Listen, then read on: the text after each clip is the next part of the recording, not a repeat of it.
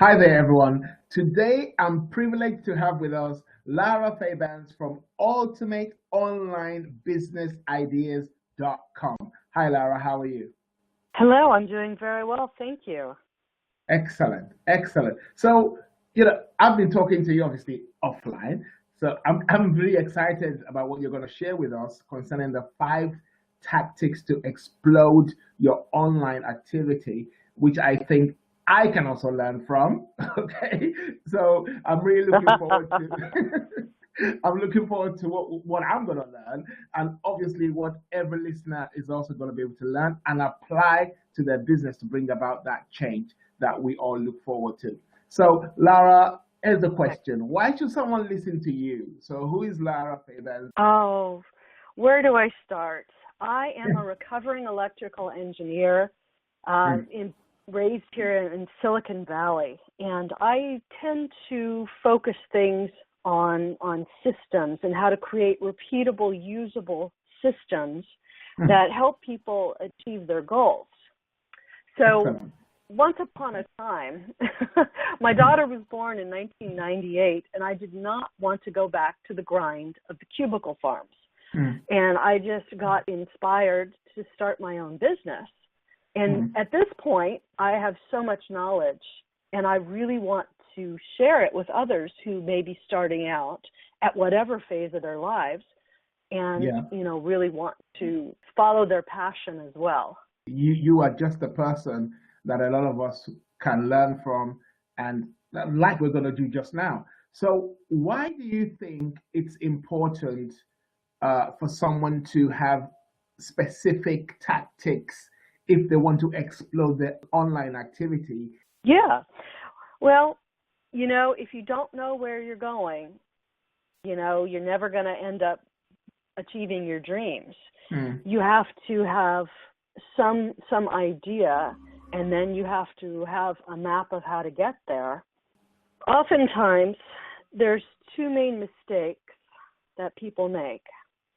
The first one is not knowing where they're going and not having a map, and then being surprised when they don't end up achieving their goal. yeah. The second mistake that people make is that they know where they want to go, they Mm, have a map, but if they hit a stumbling block, they quit. You have to be very persistent in online business. And if you have to take a detour, or if you have to learn a new skill, or maybe you make an adjustment on the fly because you find out that what you thought would be a good product or service is not something that people want to buy, mm. you have to learn how to be flexible.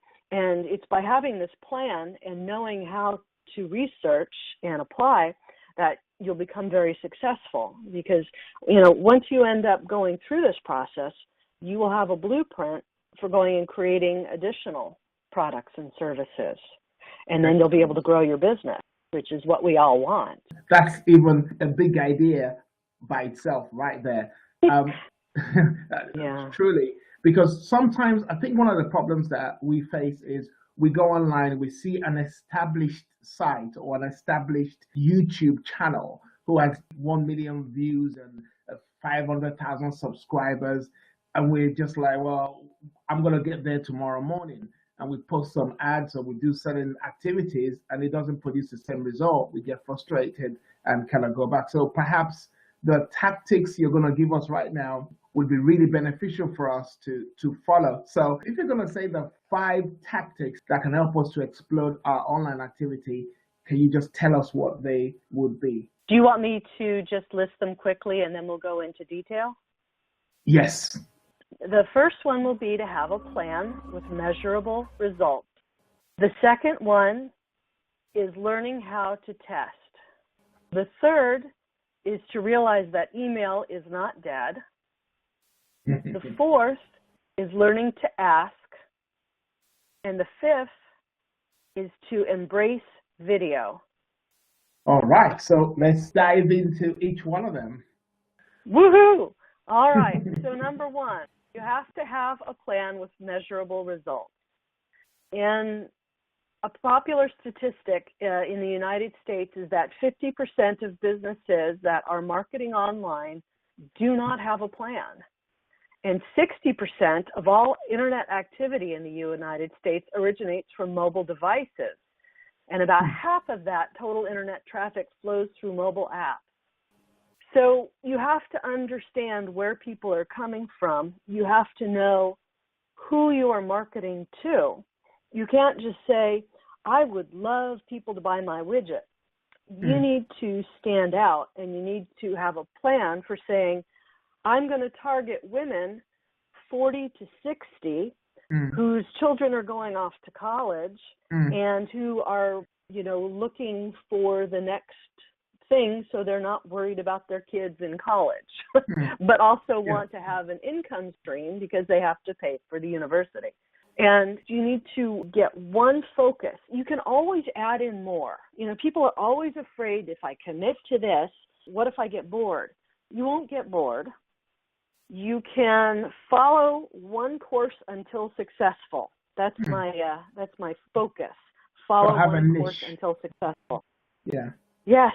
Have a niche. Have a well-defined client, and then get to know them, market to them, build a relationship with them, but have your plan for how you're going to find them, how you're going to nurture them, and how you're going to roll it out. Have your plan for 3 months, 6 months, 3 years. Try and visualize and then work it backwards, because then it's not so scary. If you wake up one morning and say, oh my gosh, I can't do this, well, because you want to be selling to 1,000 people, just remind yourself that maybe 1,000 people will be in 2 years. And then you can just have it and say, well, maybe I can get 500 in 1 year, and then have it again and say in 6 months I can get 250 people. And then you figure out, okay, that's really not that scary. It's just, maybe talking to 5 people a day and getting one conversion. You make it, if you have a plan, you can make it accessible, and then your fears won't hop up. I was just going to ask you at the end of the interview whether you have like a one-page plan that we can have, that anybody can email you and collect from you. Okay, maybe we'll talk about that later, but I think it might be a good thing if you have one. Okay. Yes, absolutely. We'll find something that will help your listeners. Okay, thank you so much. So the second one is about testing. What do you mean by testing? The second tactics we need to follow. A lot of people do online advertising. Facebook advertising is deliciously cheap right now. You can test out for $20 and test your target market and see their responsiveness, find their interests, build up your Facebook fan page. There's wonderful things you can do. So when I say test, I mean you may have an ad and you may be targeting brides-to-be or something, and maybe you have the color is pink, and then maybe you want to test the color of the text as black, and then you might want to test the color of the text as blue, and then you can test out different images, and you can find out which one makes people click on your ad. One quick tip that I found out is that one of the best things for Facebook is don't edit an ad. Just pause it and then create another ad. It's just something in the back end internals of Facebook. It helps them better target your audience. That's one of the few things I found out. I heard that Google does 12,000 tests every year on different things. That would not surprise me. Yeah. Like text color, add color, full stops, put a comma somewhere, whatever. Loads of tests every year. And I think sometimes as small businesses, we tend to shy away from testing because, I don't know, perhaps it's fear, perhaps it's just laziness, I don't know. But I suspect people fear it's a waste of money. However, it's not. But I will give one additional tip. In order to save money, look for what the bigger companies are doing. Amazon and, like you said, Google, they spend huge amounts of money running tests. So if you're looking at building a software or a web page, you want to have some ideas, you should look at what they do, because they've already tested what people like and what people respond to, and that will help shorten the test cycle for you, just to get you up and running with a happy product. Yeah, that will shorten the learning curve, so to speak, hopefully. Yeah. Yeah. Okay. Number 3, then. Email isn't dead. Why? Is it resurrected, or it didn't die in the first place? Well, sometimes people say that, you should spend your money nurturing prospects on Facebook. What the thing is that people do love emails. They love receiving coupons. They love seeing what's new. The money really is in the list. And if Facebook disappeared tomorrow, you would still have a way of communicating with all of your prospects and clients. So it's good to build a personalized relationship with them via email. And am I correct to say that even with the emails, we still have to be persistent with the way that we use it? Because I understand that it takes about 7 emails before somebody purchases from you. Is that something you agree with? I have heard that as well. I think it depends on your list and how you balance pure content with recommendations. Okay. And that's another thing to test. Yeah. And also, you want to test when you mail and to find out the response rate. There are email programs where you can resend emails to people who haven't opened them, just in case it got missed. There are very inexpensive email service providers out there. I know MailChimp is free for a certain number of people. Don't think that this is going to be a big expense. It won't be. Okay. And you also have to remember that you should give something to people in order to receive their email address. And just try and build up that nurturing relationship so they can find out who you are and how you're going to help them. Then they will tend to open your emails and they will stay on your list longer. Okay. 4th idea that you gave was do not be afraid of asking. Oftentimes when we're posting onto Facebook, we just put something out there. Don't be afraid to ask people to share it if they like it. People tend to need to be told what to do. You'll find that in your sales funnel as well. You may provide all this information, and you may find that people aren't converting. Make sure that you are asking people, or you're telling people what the next step is. So if you're posting a pretty little image with a quote, say, share this with your friends, and you will find that things will go more viral. Also, if you have a blog, ask people to comment. It could be as simple as leave a comment, or perhaps you wrote something a little provocative and say, do you agree with this? And you try and get people to be engaged. It follows ask and you receive. Those who ask, who receive. If you don't ask, then you don't get anything. Exactly. That's right. People are more focused on themselves than they are on other people. So they're not going to think about what they can do to help you. So tell them, ask them. Unless you prompt it. Okay. And then the final one, number 5, you said, do not be afraid to use videos. Yeah. What can we learn from that? Video is a wonderful way of driving traffic. It's also brilliant for building up your know, like, and trust factor to help you seem more authentic. Oftentimes, the stumbling block is that people are afraid to show their own face on the videos. They think, oh my gosh, no one's going to want to see me. Or I just, I have 10 pounds to lose. I can't do a video now. They're all very silly reasons. Or, they worry about, I don't have a good place to film it. You can find a blank wall in your home and film it. You can purchase an inexpensive green screen. But let me tell you, you don't have to have your own face on the video if you don't want to. You could create some simple slides, and there are many different inexpensive software out there. There's one called Jing, which I believe is free, It limits the amount of time, I believe, to 5 minutes. I'll have to double check on that one. However, you could create a quick video with one tip, and then you could start posting, maybe 2-3 tips a week onto YouTube. And next thing you know, you have all those million likes because people are finding these tips, they're finding them useful, and they're sharing them. And what people don't realize, you often hear about SEO and backlinks, and one of the best backlinks you can have to your website is YouTube, because they're owned by Google and they have a high authority in the Google engine.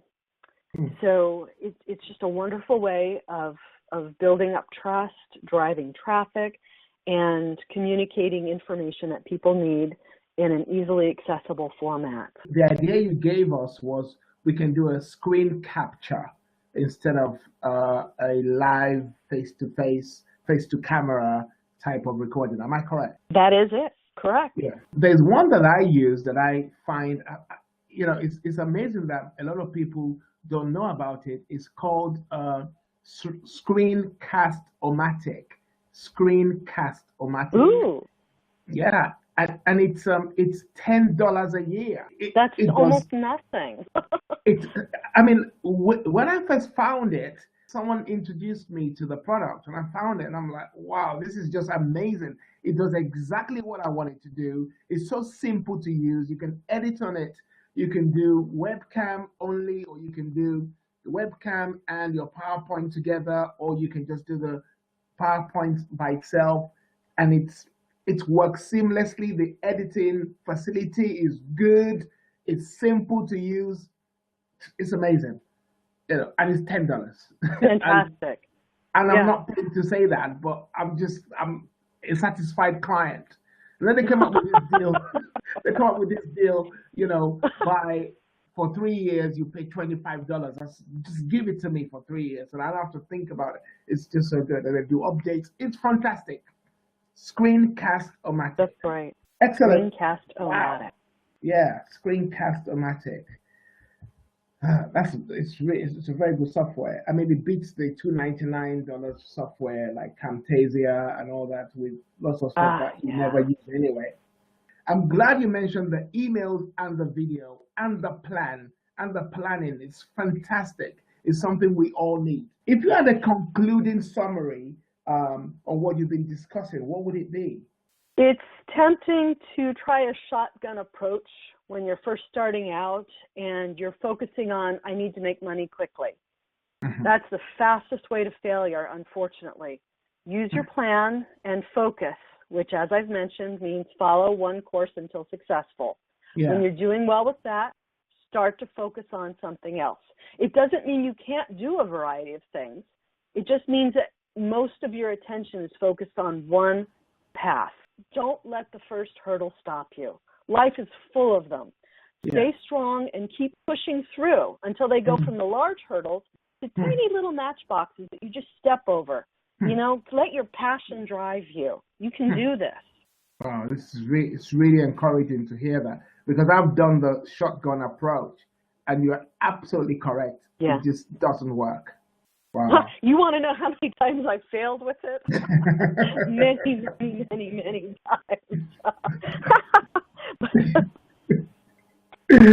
So you're going to help her to succeed. I want to ask you something. If somebody wants to get in touch with you, because obviously you have some services that you help small business to do, or they want to learn a little bit more by buying some of your products or having you as a consultant, how can somebody find you?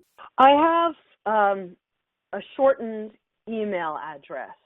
Okay. It's just simply info at L as in Lara, C S as in Sierra, the number 2.com. So that's info at LCS2.com.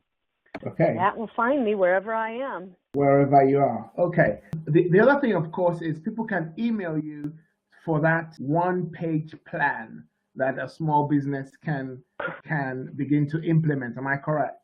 Correct. Absolutely. I will send it out as soon as I can if I'm awake. If I'm smart, I would set up an email autoresponder. That would be excellent.